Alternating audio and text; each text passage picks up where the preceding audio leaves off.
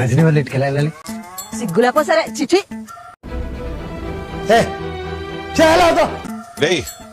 అలాంటి ఎందుకురా? వాళ్ళు ఏదో టెన్షన్ లో ఉన్నారు బా.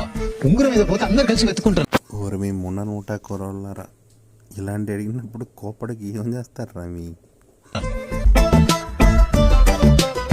ఏంది ఇతర ఒకసారి పోతారా? మూడో అని కూడా తీసుకొద్దాం అనుకున్నాం, ముడిపడదని మేమిద్దరం వచ్చాం. అరే ఇద్దరు ముగ్గురు వచ్చేది ఏంట్రా? మనుషులు అనుకున్నావు, పశువులు అనుకున్నావు, ఏమనుకున్నావురా నువ్వు? ఏం తింటున్నావురా కడుపుకి? అయినా నీకేంట్రా ప్రాబ్లం?